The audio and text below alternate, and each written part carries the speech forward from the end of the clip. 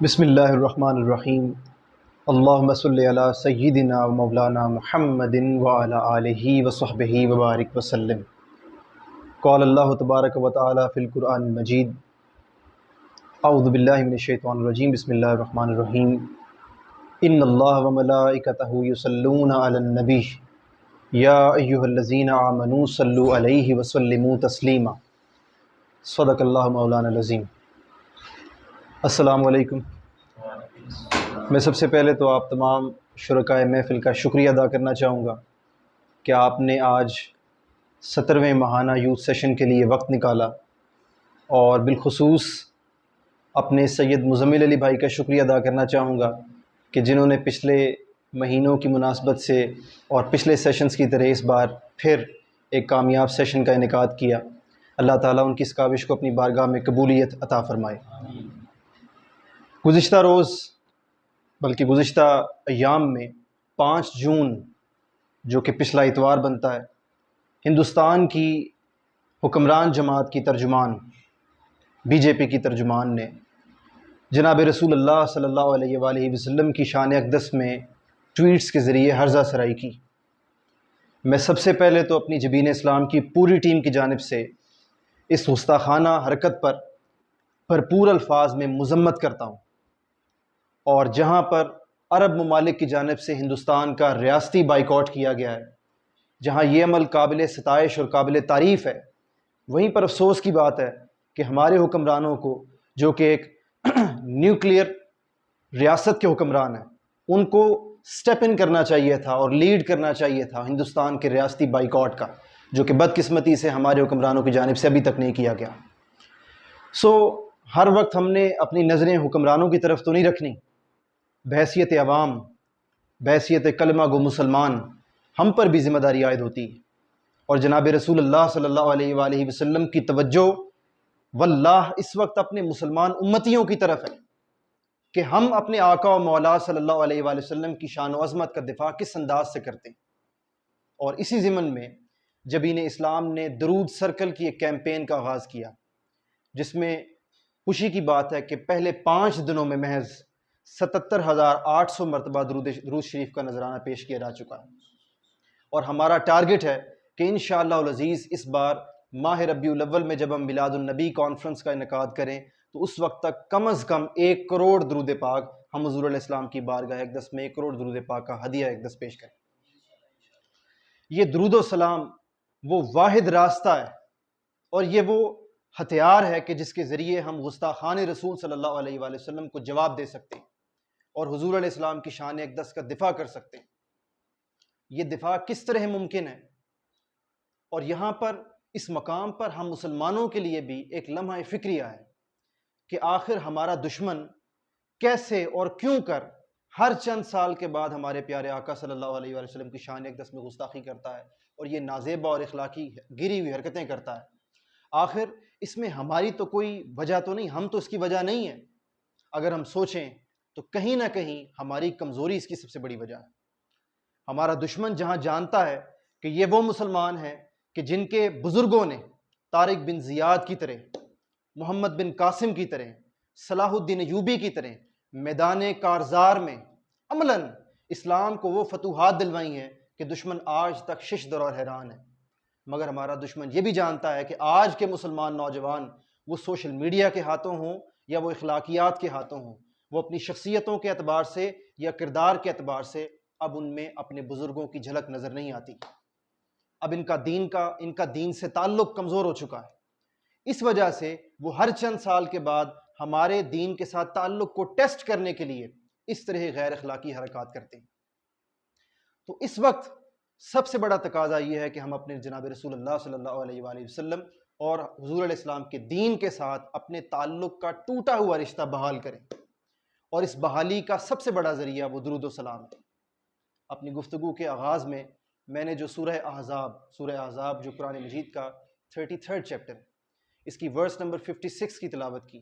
جس میں اللہ رب العزت ارشاد فرماتا ہے کہ ان اللہ و ملائکتہ یصلون علی النبی، کہ بے شک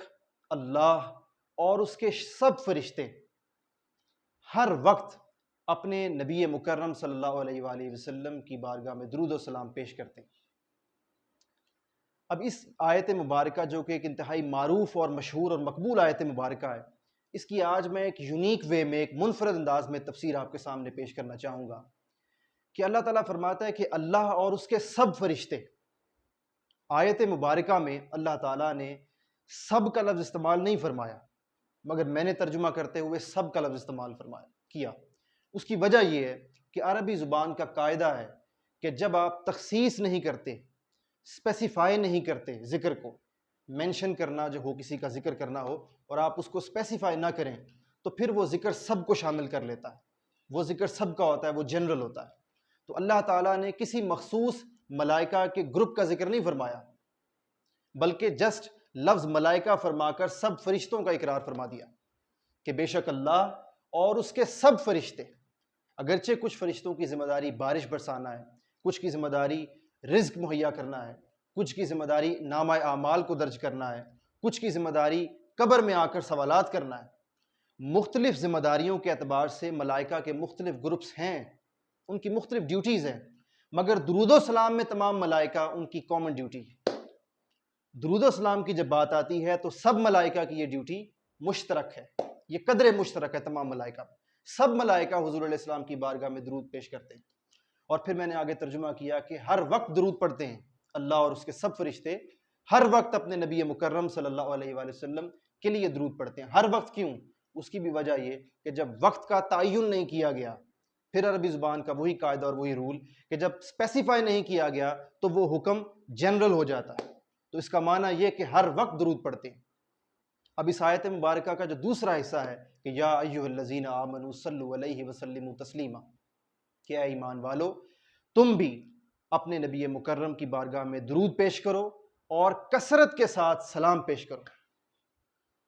جب اپنی بات فرمائی تو فرمایا اللہ اور اس کے فرشتے درود پڑھتے ہیں۔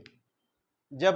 امتیوں کو، مسلمانوں کو حکم دیا، ایمان والوں کو حکم دیا، تو فرمایا درود بھی بھیجو اور کثرت سے سلام بھی بھیجو۔ اب میں آیت مبارکہ کے اس حصے کی ایک یونیک تفسیر آپ سے شیئر کرنا چاہوں گا کہ جہاں تک درود کا تعلق ہے کہ درود بھیجو، اس ضمن میں ایک حدیث مبارکہ یہاں پر کوٹ کرنا چاہوں گا، اور یہ حدیث مبارکہ جامع ترمذی کی والیوم 2 میں نقل کی گئی ہے، اور اس کا نمبر ہے 483۔ اس کے راوی ہیں حضرت عبداللہ ابن مسعود رضی اللہ تعالیٰ عنہ۔ آپ فرماتے ہیں کہ ان عبداللہ ابن مسعود رضی اللہ تعالیٰ عنہ ان رسول اللہ صلی اللہ علیہ وآلہ وسلم قال اول الناس بی یوم القیامت اکثرہم علیہ الصلاۃ۔ اب آیت مبارکہ کے دوسرے حصے کی میں تفسیر شیئر کر رہا ہوں آپ سے کہ درود بھیجو، اس کی افضلیت کیا ہے، درود بھیجنے سے ملتا کیا ہے۔ آقا علیہ السلام نے فرمایا کہ بے شک یوم قیامت جب والدین اپنی اولاد کو بھول چکے ہوں گے اور اولاد اپنے والدین کو بھول چکی ہوگی، جب کسی کو اپنے دوسرے کی فکر نہ ہوگی، آقا علیہ السلام نے فرمایا اس روز، اس نفسا نفسی کے عالم میں، اول الناس بی یوم القیامتی، تمام بنی نوع انسان میں سے جو میرے قریب ہوں گے، جو اپنے آقا کے پرچم کے سائے تلے یکجا ہوں گے، جو آقا علیہ السلام کے دامان سے اس روز بھی وابستہ ہوں گے، فرمایا وہ کون ہوں گے؟ اکثرہم علیہ الصلاۃ، جو مجھ پر اس دنیا میں کثرت کے ساتھ درود پڑھتے ہوں گے۔ سو درود سے کیا ملتا ہے؟ درود سے قربت مصطفیٰ ملتی ہے صلی اللہ علیہ وآلہ وسلم۔ سو گویا قربت مصطفیٰ اور درود مصطفیٰ کا ڈائریکٹ تعلق ہے، براہ راست تعلق ہے۔ درود واللہ حضور علیہ السلام کی بارگاہ میں وہ قربت عطا فرماتا ہے جو شاید کوئی اور عمل ہمیں اس طرح کی قربت عطا نہ کر سکے۔ پھر حضرت حسن ابن علی، امام حسن مجتبیٰ رضی اللہ تعالیٰ عنہ علیہ السلام، آپ سے ایک روایت ہے مسند احمد بن حنبل میں۔ ابھی میں آیت مبارکہ کے وہ جو میں نے ان اللہ و ملائکتہ یصلون علی النبی، اس کی دوسرے حصے کی میں تفسیر شیئر کر رہا ہوں، یا ایھا الذین آمنوا صلوا علیہ، اتنے حصے کی کہ اے ایمان والو تم بھی نبی مکرم پر درود بھیجو۔ تو درود بھیجنے سے کیا ملتا ہے؟ قربت ملتی ہے، اور ایک دوسرا بڑا تحفہ حضرت امام حسن مجتبیٰ فرماتے ہیں، اور امام احمد بن حنبل نے اپنی مسند میں اس حدیث کو روایت کیا۔ روایت کے الفاظ کچھ یوں ہیں کہ ان الحسن ابن علی رضی اللہ تعالیٰ عنہ علیہ السلام ان رسول اللہ صلی اللہ علیہ وآلہ وسلم قال، حضور علیہ السلام نے فرمایا کہ حیثما کنتم فصلو، آقا علیہ السلام فرماتے ہیں کہ اے میرے امتیو، تم جہاں کہیں بھی ہو، جہاں کہیں بھی ہو، مجھ پر درود بھیج دیا کرو۔ فَإِنَّا صَلَاتُكُمْ تبلغنی، چونکہ تم جہاں سے بھی درود بھیجو، خواہ یورپ سے بھیجو یا مشرق سے، خواہ شمال رشیا سے جا کے نارتھ پول سے بھیجو یا انٹارکٹیکا کے قریب جا کر بھیجو، جہاں سے بھی بھیجتے ہو تمہارا درود میری بارگاہ میں پیش کیا جاتا ہے۔ جس لمحے تم درود پڑھتے ہو اس لمحے میری بارگاہ میں پیش کیا جاتا ہے۔ سو درود سے جہاں قربت مصطفیٰ میسر آتی ہے، وہیں پر بارگاہ مصطفی میں حاضری بھی نصیب ہوتی ہے۔ درود وہ عبادت ہے کہ جو ایک عام امتی کو بھی اپنے آقا کی بارگاہ میں حاضری نصیب کرواتا ہے۔ پھر اس آیت مبارکہ کے آخر میں جو اللہ تعالیٰ نے فرمایا، صلو یا ایھا الذین آمنوا صلوا علیہ وسلموا تسلیما، سلام بھی بھیجو۔ جب سلام کی باری آئی تو فرمایا سلموا تسلیما، سلام کثرت کے ساتھ بھیجو۔ اب یہ ایک بڑا لطیف نکتہ اس آیت مبارکہ میں، جب درود کا لفظ آیا تو اللہ تعالیٰ نے فرمایا کہ یا ایھا الذین آمنوا صلوا علیہ، صلو کا لفظ تنہا استعمال فرمایا، درود بھیجو۔ درود سے قربت ملتی ہے، درود سے ثواب ملتا ہے، مگر سلام سے کیا ملتا ہے؟ سلام سے جواب ملتا ہے۔ چونکہ سلام کرنا جہاں سنت ہے، سلام کا جواب دینا واجب ہے۔ تو ایسا کیسے ممکن ہے کہ ایک امتی واجب نہ چھوڑے اور آقا واجب چھوڑ دے؟ معاذ اللہ۔ تو جب ایک امتی اپنی آقا کی بارگاہ میں سلام پیش کرتا ہے تو آقا کی بارگاہ سے یقیناً جواب آتا ہے۔ تو سلام سے چونکہ جواب مصطفیٰ ملتا ہے صلی اللہ علیہ وآلہ وسلم، تو اللہ تعالیٰ نے سلام کے لفظ کو یکجا کر کے فرمایا سلموا تسلیما، سلام کی باری آئے تو سلام کثرت کے ساتھ بھیجو۔ اور پھر سلام کی کیا فضیلت ہے، اس ضمن میں ایک حدیث مبارکہ یہاں پر کوٹ کرنا چاہوں گا، اور یہ روایت جو اب میں کوٹ کرنے جا رہا ہوں یہ سنن نسائی میں روایت کی گئی ہے۔ سنن نسائی کی والیوم 3 ہے اور حدیث مبارکہ کا نمبر ہے 1282۔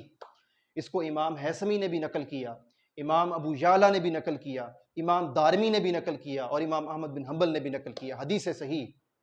عن عبداللہ رضی اللہ تعالیٰ عنہ قال قال رسول اللہ صلی اللہ علیہ وآلہ وسلم، آپ فرماتے ہیں کہ میں نے حضور علیہ السلام کو یہ فرماتے ہوئے سنا کہ آقا علیہ السلام نے فرمایا ان للہ ملائکۃ،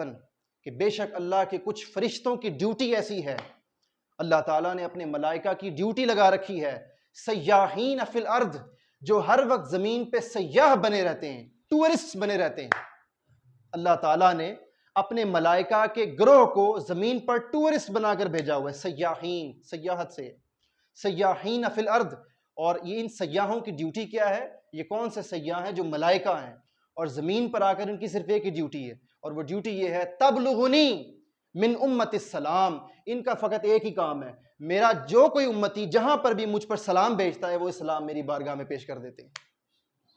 اللہ تعالیٰ نے ملائکہ کے ایک گروپ کو ڈیوٹی لگا رکھی ہے کہ میرے ہر امتی کا سلام میری بارگاہ میں پیش کیا جائے۔ اور اس سے بھی ایک آگے بڑھ کر، ایک قدم آگے بڑھ کر اب میں لطیف ترین حدیث مبارکہ کی طرف جا رہا ہوں، اور یہ جو حدیث مبارکہ میں پیش کرنے لگا ہوں اس کو مکمل توجہ کے ساتھ سنیے گا۔ یہ سنن نبی داؤد کی روایت ہے، اور سنن نبی داؤد کی جلد نمبر 2 ہے، اور حدیث مبارکہ کا نمبر ہے 2041۔ اس کو امام احمد بن حنبل نے بھی نقل کیا، اور کثرت کے ساتھ طرق میں یہ حدیث مبارکہ آئی ہے، اور یہ حدیث مبارکہ انتہائی دلچسپ ہے۔ اس کے راوی ہیں حضرت ابو ہریرہ رضی اللہ تعالیٰ عنہ، آپ فرماتے ہیں نبی ہریرہ رضی اللہ تعالیٰ عنہ ان رسول اللہ صلی اللہ علیہ وآلہ وسلم انی قال، آپ فرماتے ہیں بے شک حضور علیہ السلام نے یہ فرمایا۔ جو آپ روایت کرنے جا رہے ہیں اس کو روایت کر شیئر کرنے سے پہلے فرماتے ہیں بے شک میں نے سنا ہے، اس پر شک مت کرنا، میرے آقا نے یہ فرمایا اور میں نے اپنی کانوں سے سنا۔ ابو ہریرہ نے اپنی کانوں سے سنا۔ ابو ہریرہ کیا فرمایا آپ کے آقا نے؟ فرماتے ہیں کہ ما من احد یسلم علیہ، آقا علیہ السلام نے فرمایا کوئی ایک شخص اس کائنات میں، کوئی ایک ذی روح ایسا نہیں ہے کہ جو سلام بھیجے مجھ پر اور میں اس کا جواب نہ دوں۔ صحابہ کرام متعجب ہو گئے، they were surprised کہ یا رسول اللہ آپ تو ابھی حیات ہیں، ابھی تو جواب دینا ممکن ہے ظاہری طور طریقوں کے اعتبار سے، مگر جب آپ پردہ فرما جائیں گے تو پھر آپ کیسے جواب دیں گے؟ تو صحابہ کرام کے اذہان میں، مائنڈز میں ابھی یہ خیال آیا ہی تھا کہ قربان جائیے ہمارے آقا نے آگے اس سے جواب دے دیا، فرمایا حتی ارد اللہ علیہ روحی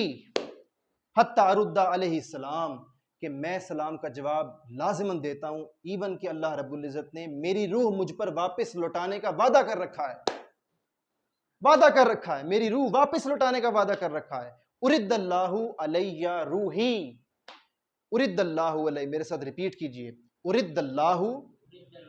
علیہ روحی، اللہ تعالیٰ نے مجھ پر میری روح واپس لوٹانے کا وعدہ کر رکھا ہے، حتیٰ اس وقت تک اردہ علیہ السلام، کہ جب تک میں اپنے امتی کی طرف سے پڑھے گئے سلام کا جواب نہ پیش کرتا۔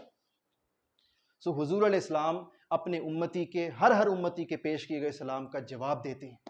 اور پھر درود و سلام کی اللہ رب العزت کی بارگاہ میں کیا سگنیفیکنس ہے اس کا اندازہ آپ اس روایت سے لگائیے کہ امام دیلمی مسند الفردوس کی والیوم نمبر 2 میں نقل کرتے ہیں، اور حدیث مبارکہ کا نمبر ہے 2142۔ یہ بڑی انٹرسٹنگ روایت ہے۔ آقا علیہ السلام فرماتے ہیں کہ جب تمہارے بچے پیدا ہوتے ہیں اور چھوٹے ہوتے ہیں، پیدا ہوتے ہی روتے ہیں، ان کو مت مارا کرو، چونکہ وہ دور جاہلیت تھا نا، بچوں کو مارا بھی جاتا تھا، بیٹیوں کو دفن بھی کر دیا جاتا تھا۔ تو آقا علیہ السلام نے فرمایا جب پیدائشی بچے رویا کریں تو پہلے سال انہیں مت مارا کرو۔ کیوں نہ مارا کریں؟ آقا علیہ السلام نے فرمایا اس لیے نہ مارا کرو کہ جب پیدا ہونے والا بچہ اپنے پیدائش کے پہلے 2 ماہ میں روتا ہے تو وہ اس کا رونا نہیں ہوتا، وہ دراصل اللہ کی توحید اور میری رسالت کا اقرار کر رہا ہوتا ہے۔ میں پھر ریفرنس ریپیٹ کر دیتا ہوں تاکہ کسی کو مغالطہ نہ لگ جائے کہ یہ کوئی سنی سنائی بات نہیں ہے۔ مسند الفردوس والیوم 2 اور روایت کا نمبر ہے 2142، 2142۔ آقا علیہ السلام فرماتے ہیں اپنی پیدائش کے پہلے 2 ماہ میں بچہ جو روتا ہے وہ اللہ کی توحید اور میری رسالت کی گواہی دے رہا ہوتا ہے، اس کو مت مارا کرو۔ پھر اگلے 2 ماہ میں جب بچہ روتا ہے تو وہ دراصل اللہ کا توکل اس کو فرشتے سکھا رہے ہوتے ہیں کہ اللہ پر توکل کیسے کرنا ہے، اللہ پر ریلائے کیسے کرنا ہے، اللہ پر یقین اور بھروسہ کیسے کرنا ہے، تو بچہ روتا ہے۔ اگلے 2 ماہ کا جو اس کا رونا ہے وہ دراصل فرشتوں کا اس بچے کو اللہ پر توکل سکھانا ہوتا ہے،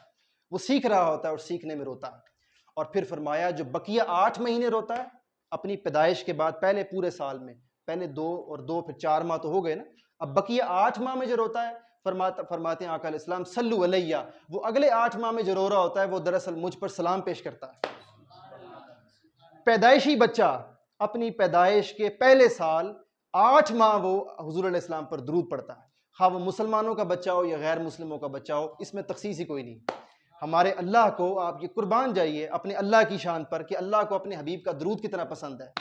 کہ اس نے مسلمانوں کا بچہ ہو یا غیر مسلموں کا بچہ ہو، اس نے بلا امتیاز اور بلا تفریق ہر بچے کی پیدائش کے پہلے سال میں اپنے محبوب کا درود و سلام اس نے مسٹ کر دیا، مینڈیٹری کر دیا اور کمپلسری کر دیا کہ بچہ بعد میں بڑا ہو کر اپنے ماں باپ کے دین پر چلا جائے گا، ابھی تو وہ نیچرل، وہ قدرتی فطرتی دین پر ہے، دین فطرت پر ہے، تو اب دین فطرت پر ہونے کی بنا پر بھی وہ اپنے آقا علیہ السلام کے درود کو پہچانتا ہے۔ اور آخر پر میں اپنی گفتگو کو یہاں پر کنکلوڈ کرنا چاہوں گا کہ بدقسمتی ہے کہ آج کے مسلمان چونکہ اپنے رسول اللہ صلی اللہ علیہ وآلہ وسلم سے تعلق کو توڑ بیٹھے ہیں، اور اس تعلق کے کمزور ہونے کی بنا پر ہم پوری دنیا میں ذلیل و خوار ہو رہے ہیں، اور آج مسلمانوں کی ساری توجہ ریسورسز پر ہے کہ چونکہ ہمارے پاس وسائل نہیں ہیں، ہم ٹیکنالوجی میں پیچھے ہیں، تو ہم اپنے دشمن کو کیسے جواب دیں۔ اگر ہم اس انداز میں اور اس لحاظ سے متزلزل ہوئے بیٹھے ہیں تو ہمیں پلٹنا ہوگا واپس در مصطفیٰ کی طرف صلی اللہ علیہ وآلہ وسلم۔ اگر ہم آج بھی در مصطفیٰ سے اپنا تعلق بحال کر لیں تو دنیا کی کوئی طاقت، اس پاک ذات کی قسم جس کے دست قدرت میں ہم سب کی جانیں ہیں، اگر ہم آج بھی حضور علیہ السلام کے دامان سے اپنا تعلق بحال کر لیں تو دنیا کی کوئی ایسی طاقت نہیں جس کے ساتھ ہم اس کا مقابلہ نہ کر سکیں۔ اب گفتگو کو بالکل سم اپ کرتے ہوئے میں آخر پر غزوہ تبوک سے واپسی کا ایک واقعہ آپ سے شیئر کرتا ہوں، اور یہ جو روایت میں بالکل آخر پر کوٹ کرنے جا رہا ہوں یہ متفق علیہ ہے، صحیح بخاری میں بھی اس کو کوٹ کیا گیا اور صحیح مسلم میں بھی۔ امام احمد بن حنبل نے اس روایت کو 3 مقامات پر کوٹ کیا، 3 مقامات پر امام احمد بن حنبل نے تو آپ اندازہ کیجئے کہ یہ روایت کس قدر اہمیت کی حامل ہے۔ غزوہ تبوک سے واپسی پر صحابہ اکرام کی کل تعداد 30,000 تھی۔ The companions of beloved Prophet صلی اللہ علیہ وسلم were 30,000 in number، 30,000 تعداد تھی، اور حضور علیہ السلام کے قافلے کے ساتھ 15,000 اونٹ تھے اور 10,000 دیگر مال مویشی تھے، یعنی کہ کل جو نفوس تھے، جو زندگی جن میں تھی، وہ 55,000 تھے۔ 30,000 صحابہ کرام اور 25,000 جانور تھے غزوہ تبوک سے واپسی پر۔ اس روایت کو حضرت ابو قتادہ رضی اللہ تعالیٰ عنہ روایت کرتے ہیں، وہ نقل کرتے ہیں، آپ فرماتے ہیں کہ میں حضور علیہ السلام کے ساتھ تھا اور میرے پاس ایک مشغیزہ تھا، مشکیزہ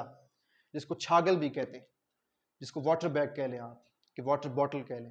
تو وہ کہتے ہیں میرے پاس تھا، اور تمام صحابہ کرام کے پاس پانی کا کسی کو اندازہ نہیں تھا کہ پانی کتنا رہ گیا ہے اور کتنی اویلیبلٹی ہے، اور رستہ کافی طویل تھا۔ تو کہتے ہیں حضور علیہ السلام نے مجھ سے کہا کہ اے ابا قتادہ، اپنے پاس چھاگل میں کچھ پانی، بے شک قطرے ہی کیوں نہ ہو، کچھ بچا لینا، آگے ضرورت پیش آ سکتی۔ تو آپ فرماتے ہیں کچھ دیر کے بعد جب ہم آگے چلے تو صحابہ کرام جو آگے جا رہے تھے حضور علیہ السلام کے لشکر میں، قافلے میں، وہ انتہائی پریشانی کے عالم میں آقا علیہ السلام کے پاس آ گئے۔ حضور علیہ السلام نے پوچھا کیا ماجرا ہے، کیوں پریشان ہوتے ہیں؟ کہنے لگے یا رسول اللہ 30,000 صحابہ کرام اور 25,000 جانور ہیں، ابھی کتنا سفر باقی ہے اور پانی کے صرف قطرے ہی اویلیبل ہیں، پانی میسر نہیں۔ 30,000 صحابہ کرام نے پینا بھی ہے پانی، وضو بھی کرنا ہے، اور جانور بھی پیاسے ہیں، سفر کرتے آ رہے ہیں۔ تو آقا علیہ السلام نے فرمایا اے ابو قتادہ، وہ جو مشکیزہ ہے آپ کے پاس، وہ جو چھاگل جو میں نے پہلے کہی تھی جس میں قطرے بچا لینا، وہ لے آؤ۔ جب چھاگل لائی گئی، اب یہاں پر حدیث مبارکہ کے انتہائی ایمان افروز لفظوں پر غور کیجیے۔ راوی فرماتے ہیں فَوَضَعَ أَصَابِعَهُ عَلَيْهَا، حضور علیہ السلام نے اس چھاگل کے اندر اپنا ہاتھ نہیں ڈالا، اپنا دست مبارک، بلکہ اس چھاگل کے اوپر اپنا دست مبارک رکھا۔ فَوَضَعَ أَصَابِعَهُ، اپنا ہاتھ دست مبارک رکھا، عَلَيْهَا، اس کے اوپر رکھا چھاگل، پانی قطروں کی صورت میں اس کی تہہ میں، باٹم پہ، اس واٹر بیگ، اس واٹر باٹل میں، اور حضور علیہ السلام نے اس مشکیزے کے اوپر اپنا دست مبارک رکھا۔ فَنَبَعَ الْمَاءُ بَيْنَ أَصَابِعِهِ، تو کہتے ہیں ہم حیران رہ گئے کہ ہم سب صحابہ کرام نے آقا علیہ السلام کی انگشت مبارکہ میں سے پانی کے چشمے بہتے دیکھے، اور کہتے وہ مشکیزہ بھر گیا حضور علیہ السلام کی انگلیوں سے بہتے چشمے کی باعث، اور پھر 30,000 صحابہ کرام نے اور 25,000 جانوروں نے پانی بھی پیا، صحابہ کرام نے وضو بھی کیا، اور وہ مشکیزہ پھر بھرے کا بھرا تھا، وہ مشکیزہ خالی نہ ہو رہا تھا۔ قربان جائیے ہمارے آقا علیہ السلام کی عنایتوں پر۔ یہاں پر حضرت موسیٰ علیہ السلام کا لوگ معجزہ شیئر کرتے ہیں، کہتے ہیں حضرت موسیٰ علیہ السلام سے ان کی قوم نے تقاضا کیا تھا کہ پانی چاہیے، تو حضرت موسیٰ علیہ السلام نے عصا، اپنا عصا مارا تھا، لکڑی کا عصا، کس پر مارا تھا؟ پتھر پہ مارا تھا، تو پتھر سے چشمہ پھوٹ پڑا تھا۔ چشمے تو پتھروں سے ہی پھوٹتے ہیں، اس معجزہ تو وہ بھی تھا، وہ معجزہ موسوی تھا، مگر حضور علیہ السلام کے معجزے کا کمال یہ ہے کہ حضور علیہ السلام نے کسی پتھر سے چشمہ نہیں نکالا، مگر اپنی انگلیوں سے چشمہ نکال دیا۔ تاریخ انسانی میں آج تک کبھی گوشت اور پوست سے کبھی کسی نے پانی نکلتے نہیں دیکھا، پتھروں سے تو نکلتا ہے پانی، چشمے نکلتے ہیں، مگر حضور علیہ السلام کے معجزے پر قربان جائیے کہ آقا علیہ السلام کی انگشت مبارکہ سے پانی جاری ہوا، اور تمام صحابہ کرام کو وہ پانی، 55,000 نفوس کو وہ پانی مکمل ہوا، میسر آیا۔ تو اگر آج کے دور میں بھی ہم اپنا تعلق، میں اس لیے بار بار اس پر ایمفسائز کر رہا ہوں کہ ہمیں اپنا تعلق بحال کرنے کی ضرورت ہے جناب رسول اللہ صلی اللہ علیہ وآلہ وسلم کے در انور سے۔ اللہ تعالی ہم مسلمانوں کو اپنا کھویا ہوا تعلق حضور علیہ السلام کی بارگاہ سے دوبارہ بحال کرنے کی توفیق عطا فرمائے، اور اسلام کے فروغ اور حضور علیہ السلام کی محبت کے فروغ کے اس مشن کو استقامت کے ساتھ آگے لے کر چلنے کی توفیق عطا فرمائے، اور منزل پر پہنچ کر کامیابی سے ہمکنار فرمائے۔ والسلام علیکم۔